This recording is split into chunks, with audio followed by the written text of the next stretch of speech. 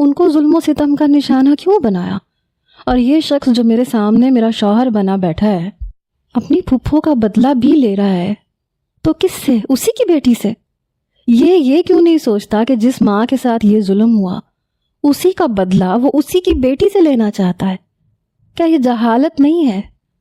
وہ کہنے لگا رات کو تیار رہنا، رات کو اگر تمہیں بخار ہوا یا تم مر بھی رہی ہو تب بھی میں تم پہ ترس نہیں کھاؤں گا۔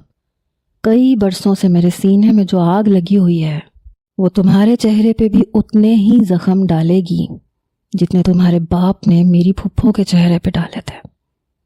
میری آنکھوں سے ٹپ ٹپ آنسو گرنے لگے۔ سامنے بیٹھا شخص پڑھا لکھا جاہل تھا، میری ماں پہ کیے گئے ظلم کا بدلہ اسی کی بیٹی سے لے رہا تھا۔ میرا کیا قصور تھا؟ میں بچپن سے اپنی ماں کے، اپنے باپ کی محبت کو ترستی آئی تھی، اپنی سوتیلی ماں کی زیادتیاں برداشت کرتی آئی تھی۔ بس ایک دادا کی محبت تھی میرے لیے، وہ بھی چھوٹ گئی۔ میں رونے لگی۔ میں نے کہا میرا کیا قصور ہے؟ میں آپ کی اسی پھپھو کی بیٹی ہوں جن کے ساتھ ظلم اور زیادتی ہوئی تھی، اور آپ مجھی سے بدلہ لینا چاہتے ہیں۔ دیکھیں میرا کوئی قصور نہیں ہے۔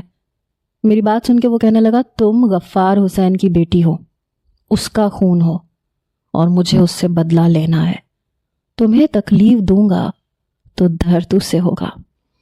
میرے باپ کو مجھ سے محبت ہی نہیں تھی، وہ مجھ سے محبت کرتا ہی نہیں تھا۔ میری تکلیف پہ اسے کوئی فرق نہیں پڑے گا۔ وہ مجھے کہہ کے گیا تھا کہ وہ مجھے معاف نہیں کرے گا، بدلہ لے گا۔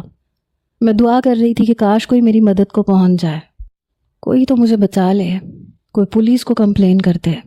میں پولیس کو کہہ دوں گی کہ یہ شادی میری دلی رضامندی سے نہیں ہوئی، یہ شخص مجھ سے بدلہ لے رہا ہے، کوئی مجھے بچا لے۔ میں یہی دعا کر رہی تھی۔ میں رونے لگی، دادا جی خدا کے لیے مجھے بچا لیں۔ میں سسکیوں سے رو رہی تھی، مگر میری پکار سننے والا شاید کوئی نہیں تھا۔ میں نے دوپہر کا کھانا تک نہیں کھایا، مجھے رات کا خوف ڈرا رہا تھا۔ میں اس شخص کے بدلے کا سامان نہیں بننا چاہتی تھی، مجھے نہیں بننا تھا کسی کی زیادتی کا نشانہ۔ غلطی میرے باپ کی تھی تو بدلہ مجھ سے کیوں؟ میں رونے لگی۔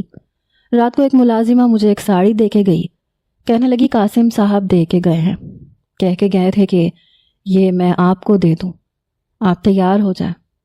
یہ کہہ کے وہ چلی گئی، لیکن میں ابھی تک اسی عروسی لباس میں تھی۔